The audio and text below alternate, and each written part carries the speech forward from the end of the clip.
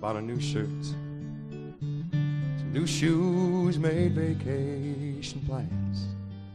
Can't do what I want, so I do what I can. If I couldn't, then it wouldn't look like anything's changed, or that anything is different now that you've gone away. Got a haircut, looked old friends up, ordered carpet wall to wall. No controlling the big things, so I deal with the small. If I couldn't, then it wouldn't look like anything's changed, or that everything is different now that you've gone away.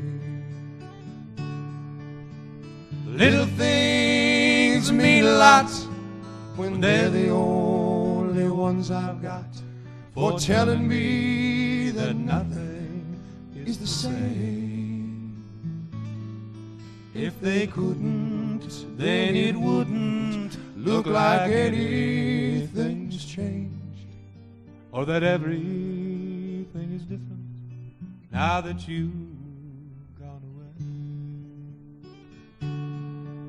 If they couldn't, then it wouldn't look like anything's changed, or that everything is different now that you've gone away.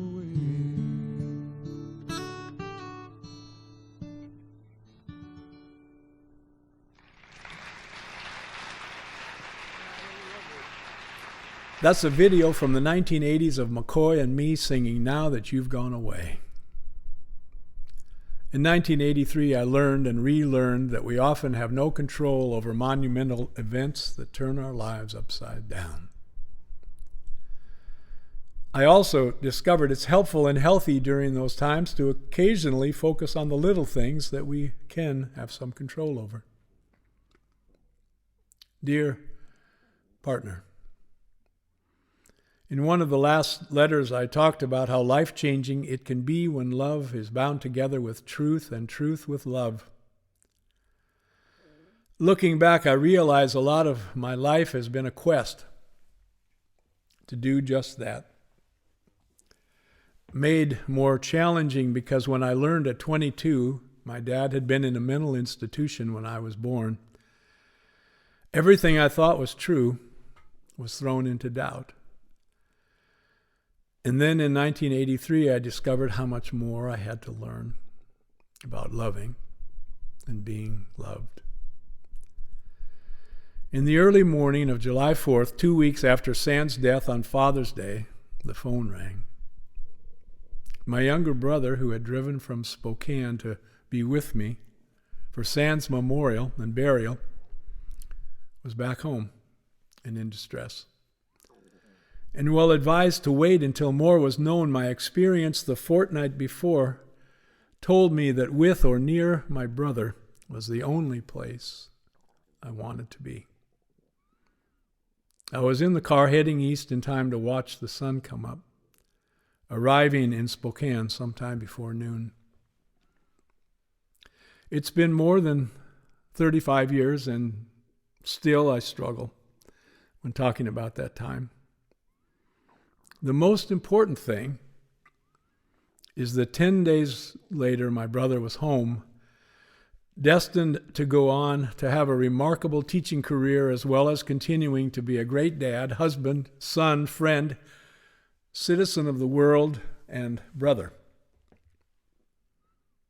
And while I didn't have words for it at the time driving back to Seattle, I realized my truth about our family's relationship with mental illness and the silence that could surround it was not the same as my parents or my brothers. In the car that day, the distance between love and truth left me feeling both lost and lonely. When I got home, the house was clean. The fridge was restocked.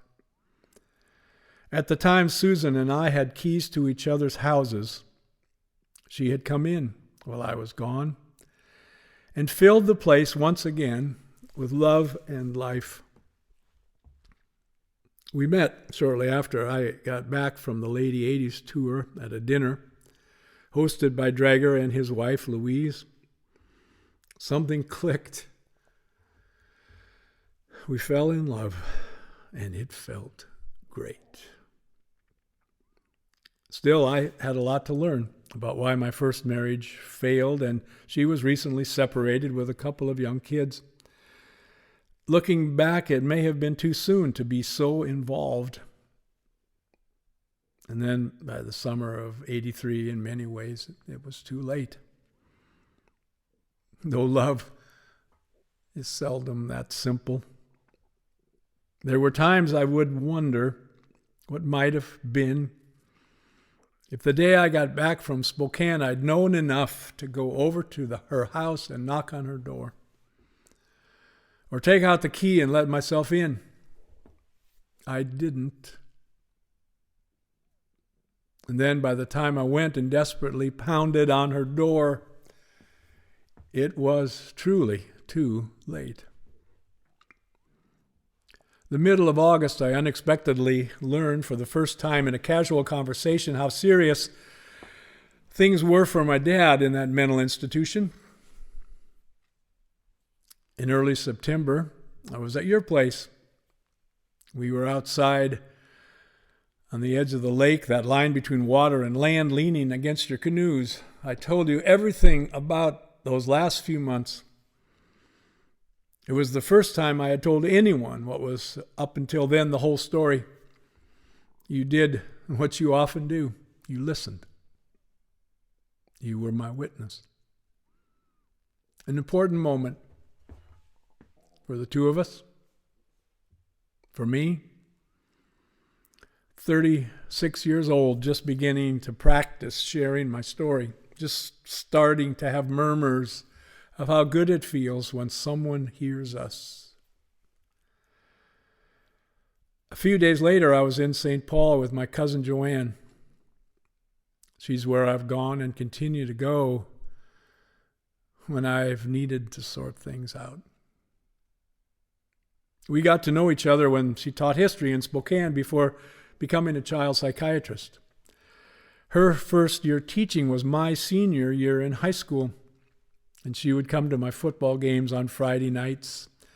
I'd visit her on Saturdays. We bonded over card games and conversations about sports, movies, politics, family. It became a point of pride to see who could tell the best jokes and eventually who could discover the best restaurants.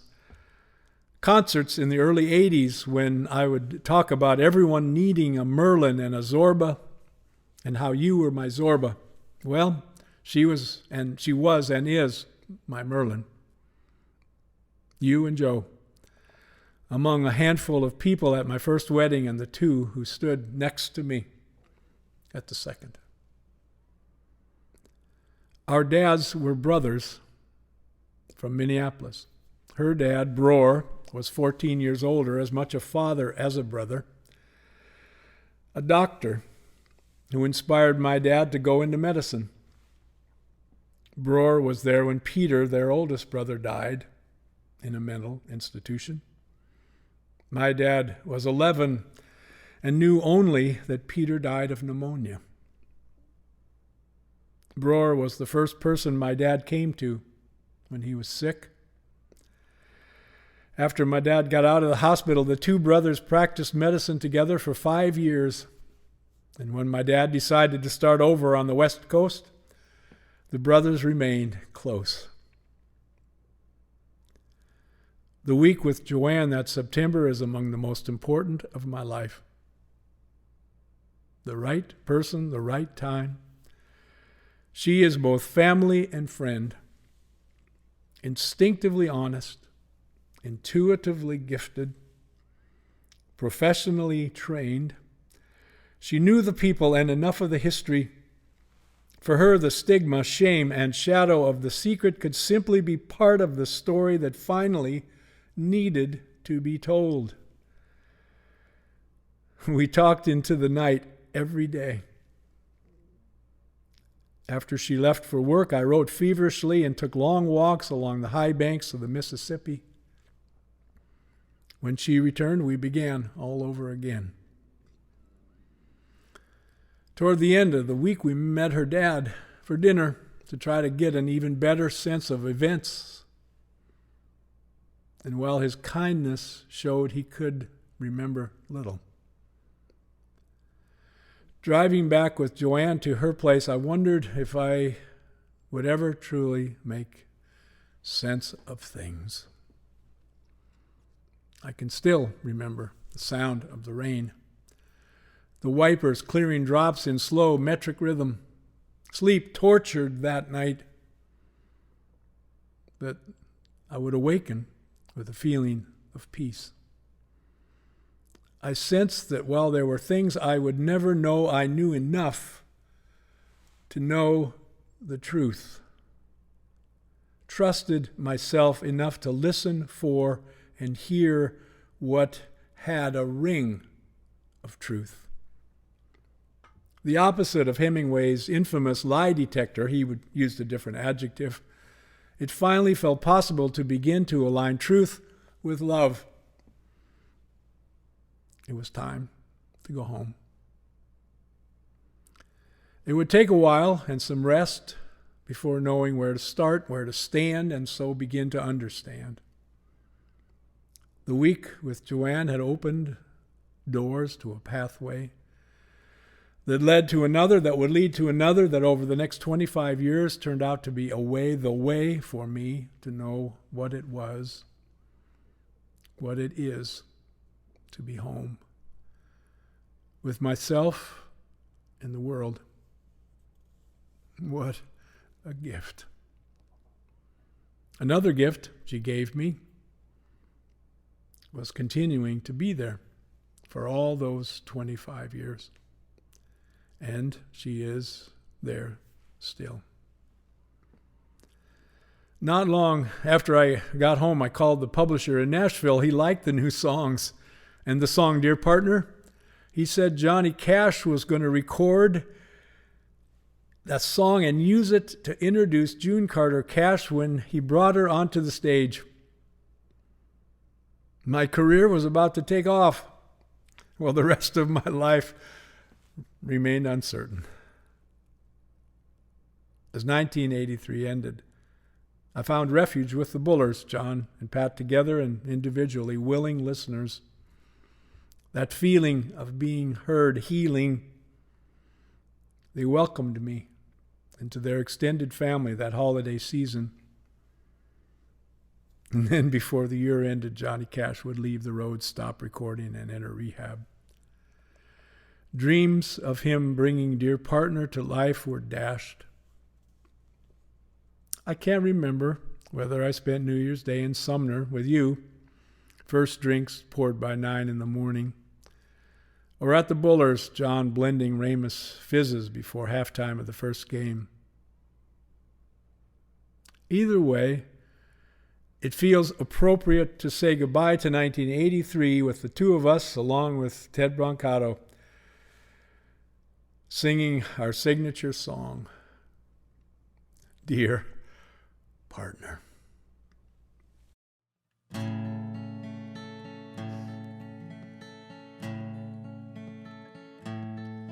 Dear partner and soulmate, we've come a long way down fast lanes, dirt roads, crossed an ocean or two, shared adventure and danger, with friends and with strangers, just doing the best we thought we could do.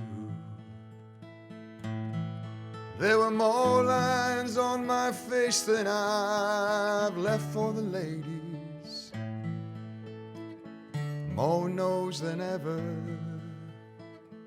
yeses or maybes, and more times I wonder, where do I belong?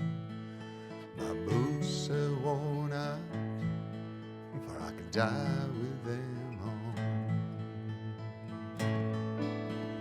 Thought we'd go out in a great ball of fire, get shot or arrested, fooling with desire.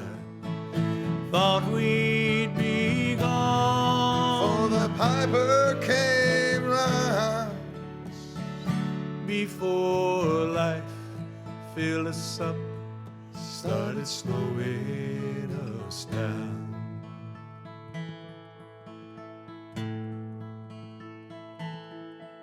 Dear soulmates, old partner, how'd we get this far? Old cars and beer bars with no one to blame. The dream was to stay young till we keeled over. We've been young together, we're grown old just the same. And it seems to take more work the harder we play. Tomorrow gets closer than those old yesterdays. For the people we loved and the places we've been, I wish we'd known better, But I'm sure glad we did. thought we'd go out in a great ball of fire, get shot or arrested, fooling with desire.